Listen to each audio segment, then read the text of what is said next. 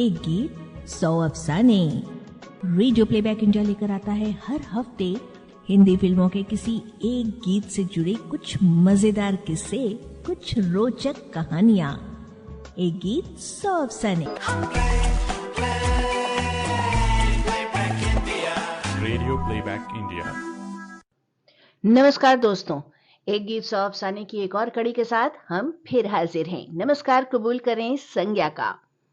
Film और गैर film संगीत की रचना प्रक्रिया और उनके विभिन्न पहलुओं से संबंधित रोचक प्रसंगों, दिलचस्प किस्सों और यादगार घटनाओं को समेटता है रेडियो प्लेबैक इंडिया का ये साप्ताहिक स्तंभ।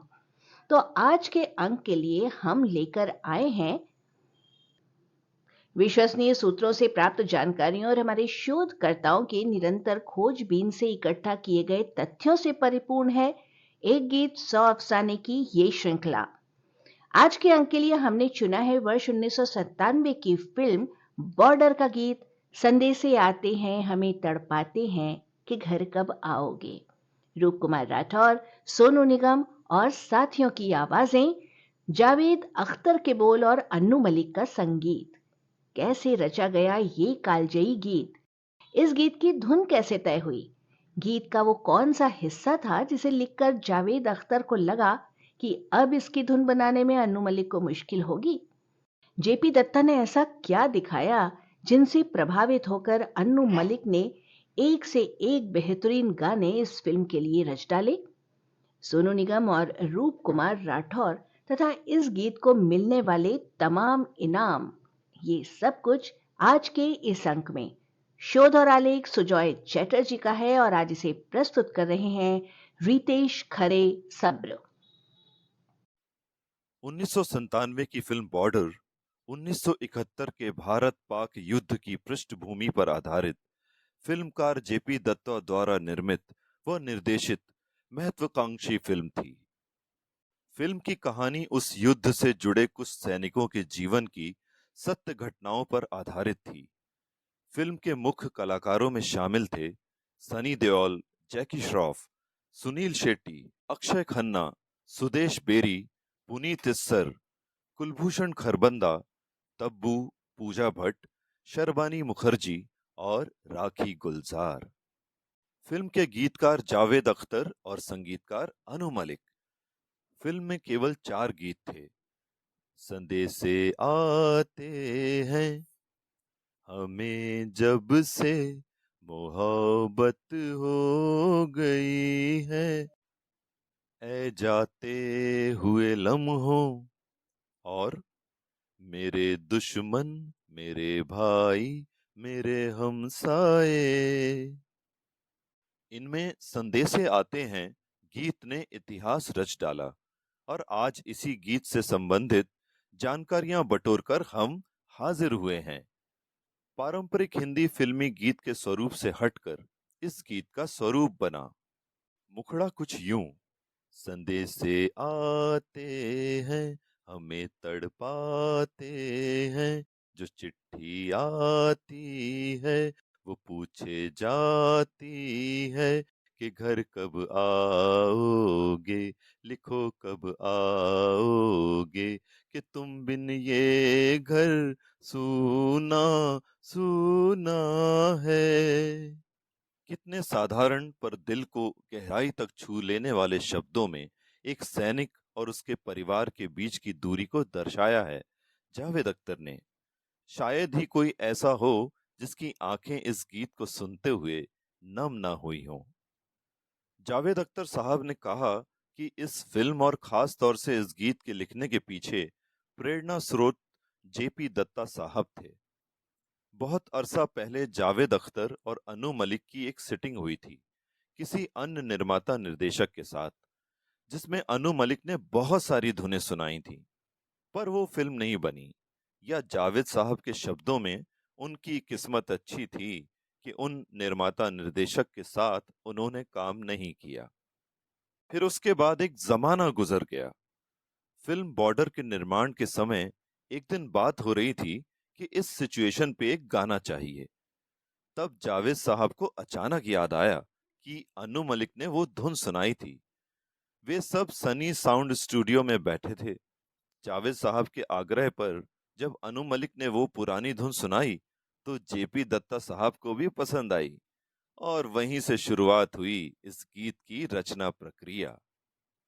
जावेद साहब बताते हैं कि अनु मलिक साहब की तमाम धुनों में से यही एक धुन उन्हें संदेशे आते हैं गीत के लिए याद आई, क्योंकि जो इस गाने की सिचुएशन की डिमांड थी उसमें बहुत सारी बातें लिखनी थी, तो धुन भी ऐसी होनी चाहिए कि जिसमें जगह हो लिखने की। और वो बात इस धुन में थी जो चलती रहती है। छोटी छोटी लाइंस हैं पर बहुत सारी हैं। जावेद साहब ने लिखना शुरू किया और 3 अंतरे लिख लिए, काफी लंबे लंबे। इतना लिखने के बावजूद उन्हें लगा कि गाने का अंत सही नहीं हुआ। तब उन्होंने अपनी तरफ से बिना धुन या मीटर की परवाह किए लिख लिया, ऐ गुजरने वाली हवा बता मेरा इतना काम करेगी क्या। और इसके आगे की पंक्तियां, ये पंक्तियां ट्यून में नहीं थीं।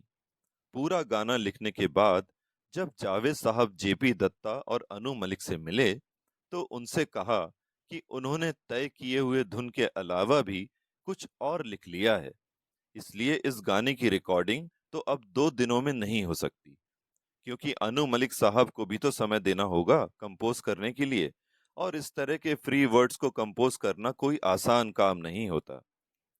ऐसे में सब ये सलाह परामर्श कर ही रहे थे कि क्या करें क्या ना करें, तब तक अनु मलिक साहब उसे कंपोज कर चुके थे। जब अनु मलिक ने ये पंक्तियां गाकर सुनाई तो जावेद अख्तर उठ खड़े हुए और अनु मलिक से कहा, क्या आप मुझे अपना ऑटोग्राफ देंगे। इन आउट ऑफ ट्यून पंक्तियों को इतनी आसानी से कंपोज कर लेने के पीछे जो कारण था वो अनु मलिक साहब बताते हैं कि उन पंक्तियों ने उन्हें इतना भावुक कर दिया, उनके दिल को इतना छू लिया कि इन्हें कंपोज करते हुए उनकी आंखों से आंसू बहने लगे थे। उनके अंदर से अपने आप ही जैसी नदी की धारा की तरह संगीत फूट रहे थे और 7 से 10 मिनटों के भीतर उन पंक्तियों की धुन तैयार हो गई। जेपी दत्ता इस गीत की तारीफ में कहते हैं कि इस गीत को फिल्म के बाहर सुनते हुए भी दृश्य आंखों के सामने अपने आप ही आ जाते हैं, जिसकी वजह है जावेद अख्तर की बेहतरीन लेखनी। उन्होंने कहा कि जब गीतों के बोलों में ही दृश्य दिखाई देने लगे तो निर्देशक के लिए उसका फिल्मांकन बहुत आसान हो जाता है। उन्हें भी ज्यादा सोचना नहीं पड़ा कि गीत की किस पंक्ति में पर्दे पर क्या दिखाना है। गीत के बोल ही उन्हें गाइड कर रहे थे कि उन्हें उसे कैसे शूट करना है। उनके अनुसार जावेद साहब ने पिक्चराइजेशन का उनका 75% काम कर ही दिया था। फिल्म बॉर्डर में अपने अनुभव के बारे में अनु मलिक बताते हैं कि जब जेपी दत्ता साहब ने उनसे संपर्क किया तब उन्हें अपने ऊपर भरोसा नहीं था कि इस तरह की फिल्म के लिए वे गाने बना सकते हैं। उन दिनों व्यक्तिगत जीवन में वे एक मुश्किल दौर से गुजर रहे थे। अनु मलिक को मोटिवेट करने के लिए जेपी दत्ता ने उन्हें सीमा पर तैनात जवानों की कुछ तस्वीरें दिखाईं। उस समय अनु मलिक हल्के फुल्के गीतों में कामयाबी तलाश रहे थे। एक गरम चाय की प्याली हो, ऊंची है बिल्डिंग लिफ्ट तेरी बंद है किस्म के गाने।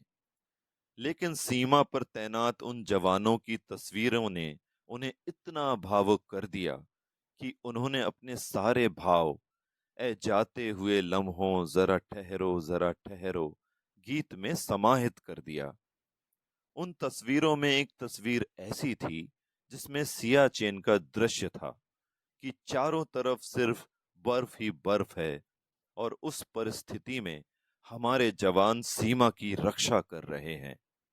ये तस्वीर प्रेरणा स्रोत बनी, हमें जब से मोहब्बत हो गई है ये दुनिया खूबसूरत हो गई है गीत की।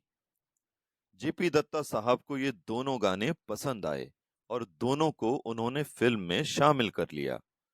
लेकिन अनु मलिक से ये भी कहा कि आप इनसे भी बेहतर कर सकते हैं, आप में वो सब कुछ है। उनके आंसुओं को देखकर जेपी दत्ता साहब बोल पड़े, आपके ये आंसू ही अब आपसे इस फिल्म के लिए गाने लिखवाएंगे। संदेह से आते हैं गीत के बनने के बारे में। अनु मलिक साहब बताते हैं कि वो 90 के दशक का दौर था और उन दिनों वे अत्यंत व्यस्त थे। शोज, रिकॉर्डिंग, सिटिंग्स, निर्माताओं से मीटिंग्स वगैरह वगैरह। एक रोज अचानक जेपी दत्ता और जावेद अख्तर उनके दरवाजे पर दस्तक देकर अंदर चले आए और दरवाजा पीछे बंद कर दिया। अनु मलिक दोनों ही तरफ देख ही रहे थे कि जावेद साहब ने उनसे कागज कलम निकालकर लिखने को कहा। गाना लिखते हुए और उसे पढ़ते हुए अनु मलिक हक्के बक्के रह गए, ये सोचकर कि गाने का मुखड़ा कहाँ है और अंतरा कहाँ है।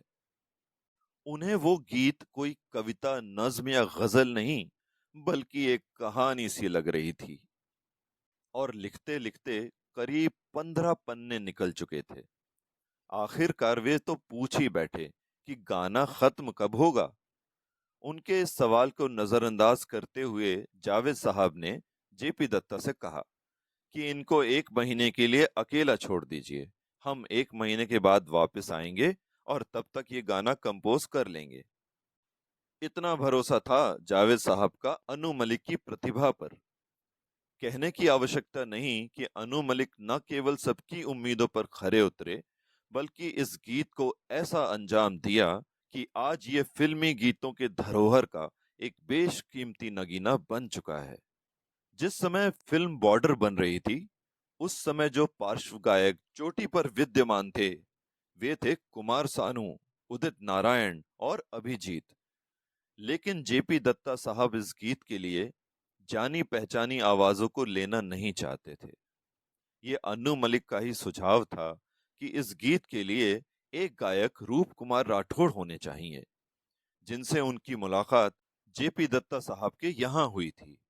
और दूसरे गायक के रूप में अनु मलिक के मन में सोनू निगम का विचार लंबे समय से था, जिनसे वे दिल्ली में मिल चुके थे सोनू निगम के संघर्ष के दिनों में। और उन्होंने सोनू निगम से यह वादा किया था कि एक दिन वे उन्हें अच्छा काम देंगे। इस तरह से इस गीत के लिए सोनू निगम और रूप कुमार राठौड़ के नाम फाइनल हो गए। इस गीत में दोनों की आवाजों का वैषम्य कुछ ऐसा जमा कि गीत और भी अधिक प्रभावशाली बन गया। यही नहीं, जब आगे चलकर फिल्म सरफरोश में एक देशभक्ति कव्वाली रखने की योजना बनी, तो एक बार फिर इन्हीं दो गायकों की आवाजें ली गई। वो कव्वाली थी, जिंदगी मौत ना बन जाए संभालो यारों, खो रहा चैनो अमन, मुश्किलों में है वतन। अनु मलिक साहब ने आगे अपने साक्षात्कार में कहा कि आज भी लोग उन्हें इस गीत के लिए वाहवाही देते हैं। विमान बंदरों में कई बार ऐसा हुआ कि फौजी जवान अपनी माओ से कहते हैं कि ये ही वो अन्नू मलिक हैं जिन्होंने संदेह से आते हैं गीत बनाया है। अन्नू मलिक को इस गीत के लिए सबसे अधिक खुशी तब होती है जब फौजी लोग उन्हें इस गीत के लिए बधाई देते हैं। अब बात करते हैं दोनों गायकों की, जिनके करियर में मील का पत्थर साबित हुआ था ये गीत। रूप कुमार राठौड़ ने बतौर गजल गायक अपना संगीत सफर 80 के दशक में शुरू किया था। उन्होंने अपना पहला फिल्मी गीत संगीतकार लक्ष्मीकांत प्यारेलाल के संगीत निर्देशन में साल 1992 में गाया था। लता मंगेशकर के साथ गाया ये युगल गीत फिल्म अंगार का था। कितनी जल्दी ये मुलाकात गुजर जाती है। फिर इसके बाद 1993 से लेकर 1996 तक उनके गाए कई गीत बने जो लोकप्रिय भी हुए। ये फिल्में हैं गुमराह, राजा, नाजायज, गद्दार और प्रेम ग्रंथ। और फिर आए 1997 में बॉर्डर में उनके गाए दो गाने, जिन्होंने उनके गाए पहले के सभी गीतों को पीछे छोड़ दिया और उनके सामने गीतों की कतार सी लग गई। उधर सोनू निगम का करियर भी 1993 में शुरू हुआ था, आजा मेरी जान फिल्म में गीत गाकर। इसके बाद 1993 से लेकर 1996 तक उन्होंने कई फिल्मों में गाया, लेकिन उनको किसी ने सीरियसली नहीं लिया। मुकाबला, वीरता, मेहरबान, शबनम, कसम तेरी कसम, आग, चीता, खुद्दार, हलचल, स्टंटमैन, पुलिस लॉकअप, सौदा, राम जाने, आजमाइश, नाजायज, बेवफा सनम, खिलाड़ियों का खिलाड़ी, पापा कहते हैं, गद्दार और दंडनायक ऐसी ही फिल्में हैं। फिर इसके बाद बॉर्डर में उनके गाए संदेशे आते हैं गीत ने रातों रात उन्हें प्रथम श्रेणी के पार्श्व गायकों की पंक्ति में ला खड़ा कर दिया। और फिर इसके बाद सोनू निगम को कभी पीछे मुड़कर देखने की आवश्यकता नहीं पड़ी। संदेशे आते हैं गीत को मिलने वाले पुरस्कारों की सूची भी बहुत लंबी है। जावेद अख्तर को सर्वश्रेष्ठ गीतकार का राष्ट्रीय पुरस्कार, फिल्म फेयर अवार्ड और स्क्रीन अवार्ड मिले। सोनू निगम को मिले Zee cine award, Sansui viewers choice award और आशीर्वाद पुरस्कार। 1998 के फिल्म फेयर पुरस्कारों की स्थिति दिलचस्प रही। सर्वश्रेष्ठ फिल्म का पुरस्कार गया दिल तो पागल है को, तो सर्वश्रेष्ठ निर्देशक का पुरस्कार बॉर्डर के लिए जेपी दत्ता को मिला। सर्वश्रेष्ठ संगीतकार का पुरस्कार दिल तो पागल है के लिए उत्तम सिंह को मिला, तो सर्वश्रेष्ठ गीतकार का पुरस्कार बॉर्डर के संदेशे आते हैं के लिए जावेद अख्तर को। सर्वश्रेष्ठ पार्श्व गायक के लिए नामांकन मिले अभिजीत को, यस बॉस फिल्म के मैं कोई ऐसा गीत गाऊं के लिए, उदित नारायण को दिल तो पागल है के शीर्षक गीत के लिए, कुमार सानू को फिल्म परदेस के दो दिल मिल रहे हैं गीत के लिए, हरिहरन को परदेस के ही आई लव माई इंडिया गीत के लिए, तथा सोनू निगम व रूप कुमार राठौड़ को संदेशे आते हैं गीत के लिए। और पुरस्कार प्राप्त हुआ अभिजीत को। यानी कि कुल मिलाकर गायक रूप कुमार राठौड़ के हाथ संदेशे आते हैं के लिए कोई भी पुरस्कार नहीं आया। उन्होंने तो कुछ नहीं कहा, पर सोनू निगम ने इस बात की जमकर आलोचना की कि इस गीत की कामयाबी में रूप कुमार राठौड़ का भी उतना ही हाथ है जितना उनका है, इसलिए उन्हें जितने पुरस्कार मिले वे सभी रूप कुमार राठौड़ को भी दिए जाने चाहिए थे। तो बस इतनी सी थी इस गीत की कहानी। आज बस यहीं तक, फिर मुलाकात होगी अगले सप्ताह। दीजिए इजाजत, नमस्कार। एक गीत 100 अफसाने। Radio playback India.